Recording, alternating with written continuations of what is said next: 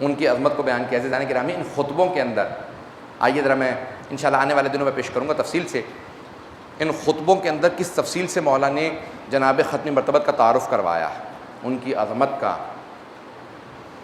اور ان کے اس شجرے کا اور جناب ختم مرتبت کی شجاعت کا، ان کے جود و سخاوت کا۔ جود و سخا یعنی سخاوت، جناب ختم مرتبت کتنے کریم تھے، کہا اپنے دشمن سے بھی جب پیش آتے تھے تو سخاوت کے ساتھ پیش آتے تھے، شہامت و شجاعت کے علاوہ کہا کریم تھے، دشمن پہ بھی کرم کرتے تھے۔ کہ رسول خدا بے انتہا۔ اب جناب ختم مرتبت کا تعارف اگر پاکستان میں ایوارڈ دیا جاتا ہے سیرت النبی لکھنے پہ، اے کاش کہ کوئی آدمی نہج البلاغہ سے سیرت نبی کو مرتب کرے کہ مولا امیر المؤمنین نے سیرت رسول خدا کیا فرمائی ہے۔ آئیں صرف ایک جملے کو پیش کروں گا اور آگے خطبے کے جملوں کی طرف جاؤں گا۔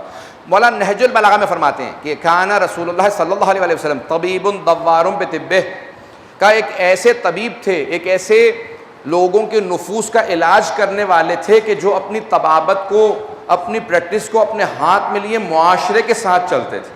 پتہ نہیں توجہ ہے یا نہیں میں کہ مولا آپ نے دیکھا ہے اکثر ڈاکٹر اپنی پریکٹس کھولتے ہیں، اپنی کلینک کھول لیتے ہیں، سرجری اب مختلف نام ہیں، اور کہتے ہیں لوگ آئیں علاج کے لیے۔ کیا رسول خدا ایسے معالج نہیں تھے، نفسوں کے ایسے علاج کرنے والے نہیں تھے کہ جو لوگوں کو دعوت دیں کہ آؤ میرے پاس اپنے نفسوں کا علاج کراؤ۔ کیا رسول خدا، حبیب خدا اس ہستی کا نام تھا کہ جو لوگوں کے نفسوں کا علاج کرنے کے لیے لوگوں کے پاس جایا کرتے تھے، کہ لوگوں کے پاس جا جا کے ان کے نفوس کا علاج کرتے تھے۔ کہاں رسول طبیب دوار بطبہ۔ جب بھی میں اس جملے کو پڑھتا ہوں میرے رونگٹے کھڑے ہو جاتے ہیں کہ مولا آپ سے بہتر رسول خدا کو کوئی نہیں جانتا۔ یا امیر المؤمنین، آپ کی عظمتوں کو سلام ہو، آپ نے رسول خدا کو سمجھایا بھی تو ایک نئے زاویے سے سمجھایا ہے۔ طبیب دوار بطبہ، کا خود سے اپنی طبابت ہاتھ میں لیے، کا اتنی محبت رکھتے تھے مخلوقات کی ہدایت کے لیے کہ گھر گھر جا کے لوگوں کو خود سے پکار کے بتاتے تھے کہ تمہیں خالق نے ندا دی ہے، تمہیں اللہ نے بلایا۔ کہا کہ وہ منتظر نہیں رہتے تھے کہ لوگ ان کی طرف آئیں، لوگوں کی طرف جاتے تھے۔ کہا لوگوں کو جا کے، عزیزان گرامی، اللہ نے ارسال اور بعث کا قرآن میں لفظ استعمال کیا، انا ارسلنا رسلنا بالبینات، انا بعثنا، یا ہم نے بھیجے، رسول بھیجے ہیں، بعث کیے ہیں۔ مولا فرماتے ہیں کہ اللہ نے بھیجا انبیاء کو، رسول خدا حتیٰ کفار و مشرکین کے جب عذاب سے متعلق سوچتے تھے تو روتے تھے کہ پروردگارا میں چاہتا ہوں کہ ان سب کو ہدایت ہو جائے۔ وہ اللہ جو ارحم الراحمین ہے وہ کہہ رہا ہے کہ اگر میرے رحم کا سب سے باعظمت مثال کو دنیا میں دیکھنا چاہتی ہو تو میرے حبیب رحمت للعالمین کو دیکھ۔ کس طرح سے مولا نے جناب ختم مرتبت کے اس رویے کو پیش کیا۔ جملے کو پیش کرنا چاہتا ہوں، فضائل کا جملہ ہے۔ میں جانتا ہوں کہ نہج البلاغہ بہت سے جب سن کے آئیں گے تو یہی سوچیں گے کہ مولا کے بے انتہا فضائل آئیں گے، مولا کے علوم کے جتنے فضائل ہیں یہاں پیش کروں گا، لیکن ایک جملہ مولا کی ذوالفقار سے متعلق سن لیجئے۔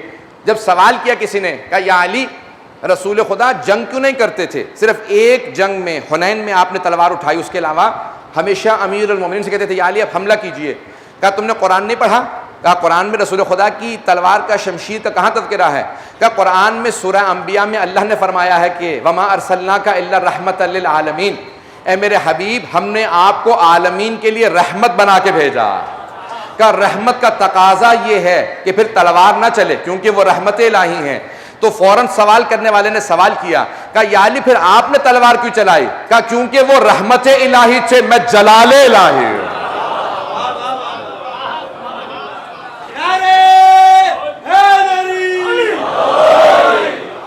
میں جلال الہی کا دنیا کے اندر، اللہ کے دشمنوں کے اوپر اس کا جلال ہوں، اللہ کے منکروں پہ اس کا جلال ہوں، رسول خدا کے دشمنوں پہ جلال الہی ہوں۔ کہ جو رسول خدا کی طرف ہاتھ بڑھتا تھا اس ہاتھ کو میں روکتا تھا، کہ اگر کوئی پتھر آتا تھا تو اس کو سینے پہ لیا کرتا تھا۔ عزیزان گرامی، نہج البلاغہ میں مولا نے اپنی زحمتوں کو پیش کیا، میں ذرا سادہ سے الفاظ میں بہت تیزی سے پیش کروں گا، مجمع کی توجہ میرے ساتھ رہے۔ مولا فرماتے ہیں کہ میرے والد گرامی نے میرا ہاتھ پکڑ کے کہا تھا کہ یا علی میرے اس بھتیجے پہ کبھی کوئی آنچ نہ آئے، کہ جب میرے بابا نے مجھ سے کہا نا، ابو طالب نے مجھ سے کہا کہ یا علی میرے اس بھتیجے پہ، میرے اس مرحوم بھائی کے یتیم بیٹے پہ کوئی آنچ نہ آئے، تو میں نے اپنے بابا سے وعدہ کیا، کہا کہ بابا جان پتھر مجھے لگے گا لیکن رسول خدا تک نہیں پہنچے گا، جو ہاتھ بڑھے گا مجھ سے ہوتا ہوا رسول خدا پہ جائے گا، میں ان کے دشمنوں کی ہڈیاں توڑ دوں گا لیکن ان تک نہیں آنے دوں گا۔ اب وہ وعدہ تھا ایک وارث بیٹے کا اپنے وارث باپ سے، جو علوم انبیاء کا، عصمت انبیاء کا وارث باپ تھا، اس کا وہ وارث بیٹا جو سارے انبیاء کی عصمتوں کا وارث تھا، وعدہ کیا بابا جان میں وعدہ کرتا ہوں کہ کوئی پتھر کوئی آنچ رسول خدا تک نہیں پہنچ سکتی جب تک آپ کا بیٹا موجود ہے۔ امیر المومنین کہتے ہیں پھر میں نے ہر طرح کی قربانی پیش کی، میں سائے کی طرح ساتھ رہتا تھا، جب جنگ شروع ہوتی سامنے کھڑا ہو جاتا تھا، جب بچپنے میں، میرے بچپنے میں لوگ رسول خدا کو پتھر مار رہے تھے تو میں پتھر سینے پہ لیا کرتا تھا، میں پیغمبر کو کوئی پتھر لگنے نہیں دیتا تھا۔ کہا رسول خدا نے بڑی زحمتیں کر کے دین پہنچایا، بعض اوقات فاقے کیے اور اپنے سینے پہ، اپنے پیٹ پہ پتھر باندھ لیا کرتے تھے، اور جب شیب ابی طالب میں تھے تو کہا کہ خود جناب ابو طالب، جناب خدیجہ جو دونوں رئیس تھے، کہا اس طرح کے عالم سے گزرے، نہج البلاغہ میں فرماتے ہیں اس طرح کے عالم سے گزرے کہ انہوں نے بعض اوقات کھجور کے درخت کے پتے کھا کے گزارا کیا۔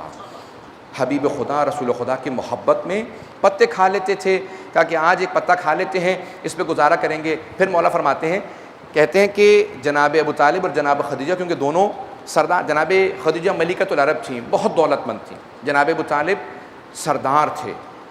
ایک سردار کے لیے سختی دیکھنا بہت مشکل کام ہے، ایک ملکۃ العرب کے لیے فاقے کرنا مسلسل کئی روز بہت مشکل کام ہے۔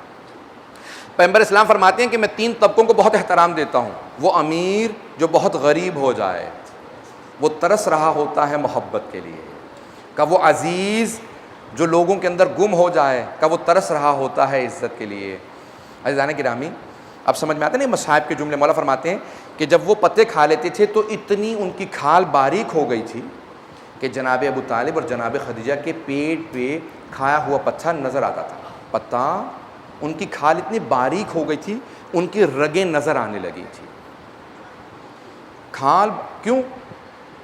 کیونکہ کھانا نہیں کھا رہے تھے، جسم کا وزن گرتا چلا جا رہا تھا اور بہت کمزور ہو گئے تھے، کہا ان کی رگیں نظر آتی تھی اور پیٹ میں ان کی آنتیں نظر آتی تھی، کہا اتنے کمزور ہو گئے تھے، لیکن پھر بھی کہتے تھے کہ ہماری جان قربان محمد مصطفیٰ آپ پر، یا رسول اللہ آپ پر ہماری جان قربان، جناب خدیجہ، جناب ابو طالب۔ اور عزیزان گرامی، اب سمجھ میں آتا کہ جناب ابو طالب کی پوری ذریت اسلام پہ اتنی بڑی قربانی پیش کرنے کے بعد پریشان نہیں ہوتی۔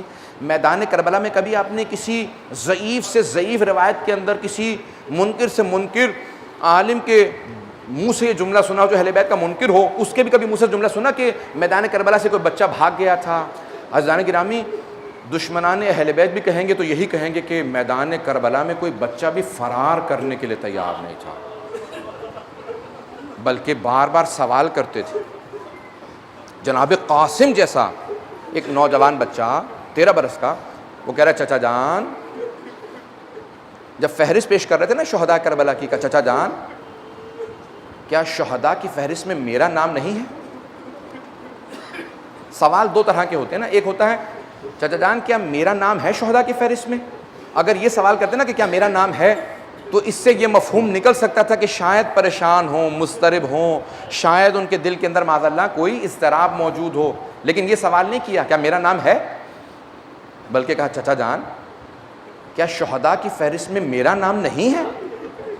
یعنی پریشانی اور اضطراب اس بات پہ ہے کہ کہیں خدا نہ خواستہ ایسا تو نہیں کہ میرا نام آپ نے نہ لکھا ہو۔ تو جناب سید الشہداء نے مسکرا کے ایک سوال کیا، کیف الموت عندک، اے میرے بھتیجے قاسم موت کو کیسا پاتے ہیں؟ اب سمجھ میں آیا جناب قاسم پوتے ہیں جناب امیر علیہ السلام کی، کہ احلی من العسل، کہ شہد سے زیادہ میٹھی۔ میں پیش کروں گا آگے۔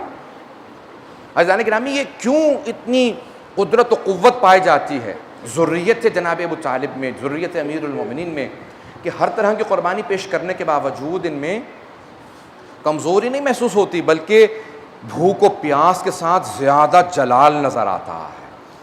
جیسے جیسے دن گزرتا جا رہا تھا شہداء کے چہروں کا جلال بڑھتا چلا جا رہا تھا۔ دشمن کہتے ہیں، وہ جو میدان کربلا میں مارنے کے لیے آئے تھے نا، وہ کہتے ہیں کوفے میں واپس جانے کے بعد، وہ کہتے ہیں جیسے جیسے عاشور کا دن گزر رہا تھا حسین کے چہرے کا جلال بڑھتا چلا جا رہا تھا۔